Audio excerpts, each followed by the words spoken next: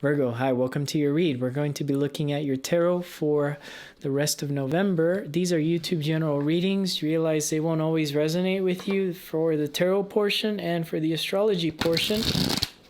Why I say astrology portion? Well, because we're all going through different mahadashas.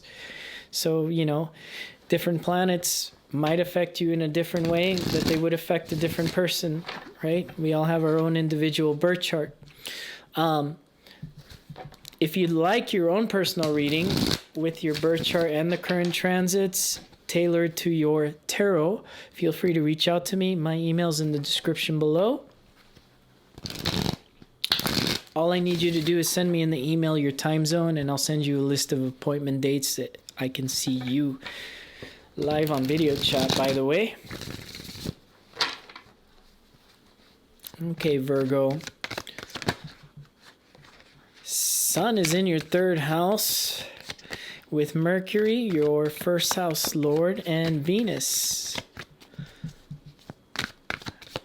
Mercury, Venus combusted, and she is exchanging energies with Mars because it's a part of Ardiyam Yoga here with Mars in Taurus, which is Venus's sign, and Venus in Scorpio, which is Mars's sign.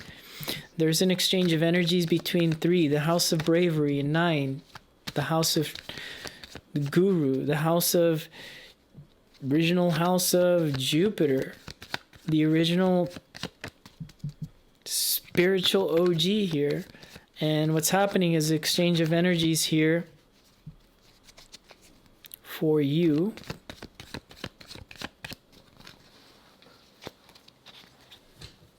It's going to be affecting your bravery at this time. As well as I see small trips that you may be making. You may be in a car, you may be in a train, bus, that type of thing. For some of you, maybe plane, you may be traveling a lot, and maybe some of you overseas. Travel is definitely on the books. Travel would be blessed at this time, especially if you're looking for relationships. Traveling anywhere at least 100 miles away from you, where you were born, or from your hometown right now, would probably bring you in something nice when it comes to love. Because there's something being hidden with Venus in combust there until she comes out of that combustion for you, Virgo. There are definitely things being hidden with that combustion. And especially because it's in Scorpio, so it's something that's hidden, not seen. Okay? 6 of coins is your energy, making balance. And I feel like this is also you forgiving the universe for something here for 2022, maybe. What's been going on. You may have switched relationships a couple times here is how I see this. Because the Wheel of Fortune, you're just going with the flow. And the 9 of Cups, Temperance. You have 3 Jupiter cards in your past. And so I just get the image of Jupiter in your 7th house, right? And you do have Jupiter in your 7th house, and it's retrograded. What's happening with that in the sign of Pisces is you're in one relationship, the other. You're thinking about this relationship. You're thinking what it'd be like in that relationship right now, and it's retrograded. And you may have opportunities. You may have things like that, or ex-boyfriends, ex-girlfriends coming in the picture and saying, hey, kind of miss what we had. What's up? And you may be like, I don't. I want to try that new thing over there. Especially if you're Virgo moon right now. Ooh. Yeah, you're definitely, you want to taste the water over there. And I'm sorry if you're cross watching, you don't want to hear that. Your Virgo moon, they don't want anything to do with you right now. Okay? I'm sorry. It's just the way it is. Find interest in whatever is in your personal weekly read, because right now the Virgo is definitely not, and this is so weird because I never talked to the cross watchers, but there may be cross watchers here, and that's just the vibe Virgo's giving me here. And it's kind of like the needy reaching out to you here, Virgo, and you're like, I don't know, where do I put my energy? It's spectacular because I feel like you do want to try this, try that out. And I think with Sun there in your 3rd house, I really do think you're not afraid to be alone. Isn't that weird that I'm kind of like channeling that when I'm looking at these planets? These planets are really talking to me and telling me you're not afraid to be alone. And that was the secret all along for you, Virgo. You shouldn't have never been afraid to be alone. Like if you were chasing somebody the last 3, 4, 5 years, you should have never, ever allowed yourself to be scared to be alone. Because look at this in the current energies. You have 6 of Wands with the Knight of Wands and the 2 of Cups. It's discovering who you really love, what you really love. And I feel like that's yourself. That's yourself, and that brings in potential partners here. It brings in the potential, the real potential, the stuff that you've been waiting for. It brings it in. Not the BS of, well, the person doesn't know if they want to keep you around or not, and then when you leave, then they want to go ahead and come in and reel you back in like a fish. That's not you. Sure, Jupiter's in Pisces, but they're not trying to fish the Virgo out. No. Nuh-uh. Not my Virgos. Especially if you're a Joey's Tarot subscriber, they ain't fishing you out. You're fishing the good stuff out. And last week's fish is not on the menu. That's the vibe for you, Virgo. I love it. And then 7 of Cups in the future energy with the Justice and the 5 of Cups. Okay, so kind of going backwards now here. You know, when you have a lot of options, that tends to be the Achilles tendon.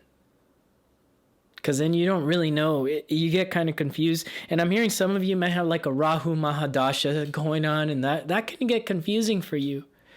You know, and I think with Justice, it definitely brings you marriage. And then the 5 of Cups is just definitely reflecting on the past here. A lot of times these tarot reads aren't what people make them out to be. You know, although we find that contract, that marriage, we find justice, we find the thing that we wanted all along. Sometimes there is a little moment at the end of all that happiness where we have to reflect on past things.